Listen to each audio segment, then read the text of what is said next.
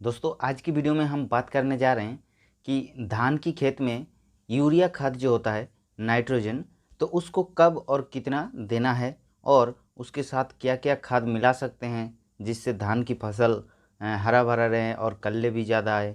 उसके अलावा यूरिया डालने से क्या क्या सावधानियां रखना चाहिए, तो सारी जानकारी डिटेल्स में एक्सप्लेन करने जा रहे हैं। तो आप लोग वीडियो को लास्ट तक देखते रहिए। तो चलिए वीडियो को स्टार्ट करते हैं। तो धान एक ऐसा फसल है जो कि यूरिया का यानी नाइट्रोजन का काफ़ी ज़्यादा महत्व रहता है। तो इसीलिए धान के खेत में अगर ठीक ठाक से यूरिया खाद को नहीं डालते हैं तो बहुत सारे नुकसान किसानों को हो जाता है धान की फसल में। जैसे कि अगर धान के खेत में अगर सही टाइम पे अगर यूरिया नहीं डालें या फिर सही मात्रा में नहीं डालें तो धान के लिए बहुत ही कमी पड़ जाता है फसल ज़्यादा ले आने के लिए। तो इसलिए धान में बहुत ही ज़्यादा इम्पोर्टेंट है यूरिया खाद का। तो सबसे पहले बात कर लेते हैं कि धान में कब और कितना यूरिया डालना चाहिए।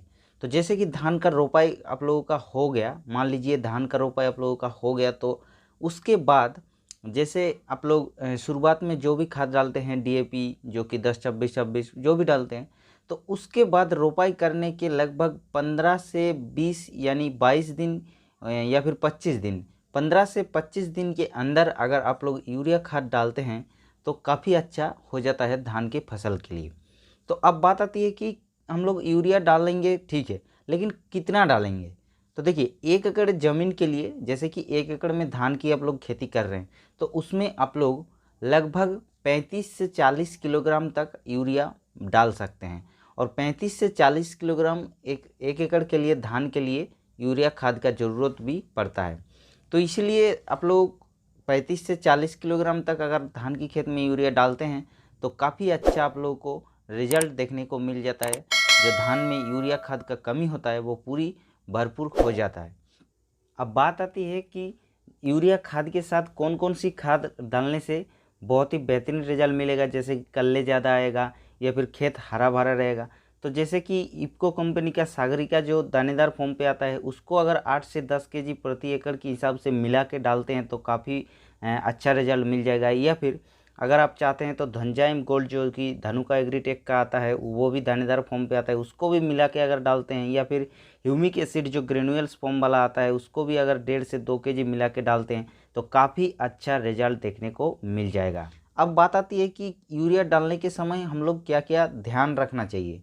तो यूरिया डालते समय अगर आप लोग जैसे मान लीजिए यूरिया के साथ और भी कुछ खाद डाल रहे हैं, मान लीजिए डीएपी 10-26 या फिर पोटास, कोई भी खाद हो, लेकिन तुरंत आप लोग मिला के यानी मिक्स करके तुरंत डालना चाहिए, नहीं तो नुकसान देखने को मिल सकता है। इसीलिए जल्दी तुरंत मिला लीजिए, उसके बाद ही तुरंत आप खेत में डाल दीजिए।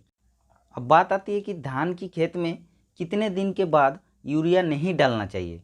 तो जैसे कि धान में आप लोग रोपाई कर लिया, तो रोपाई करने के 45 दिन के बाद अगर आप लोग यूरिया डालते हैं यानी नाइट्रोजन डालते हैं तो नुकसान देखने को मिल सकता है, जैसे कि सीड ब्लाइट हो गया, फॉल्स स्पॉट हो गया, उसके अलावा ब्लास्ट हो गया। तो ये सारे जो फंगस का बीमारी होता है या फिर कीड़ा मकोड़ा जो तना छेदक या फिर पत्ता लपेट सुंडी लगता है, तो ये सब कीट वगैरह बीमारी वगैरह देखने को मिल जाएगा अगर 45 दिन के बाद अगर धान में यूरिया डालते हैं तो इसीलिए सटीक समय में यूरिया डालना बहुत ही ज़रूरी रहता है धान की फसल के लिए। तो दोस्तों ये था धान की खेत में यूरिया डालने का सटीक समय और सटीक मात्रा, इसके बारे में जानकारी। अगर वीडियो अच्छा लगा तो वीडियो को एक लाइक कीजिएगा और अगर चैनल पर नए हैं तो चैनल को सब्सक्राइब करके बेल आइकन को जरूर प्रेस कर लीजिएगा, क्योंकि हम ऐसा ही वीडियो आप लोगों के पास ले आते रहते हैं।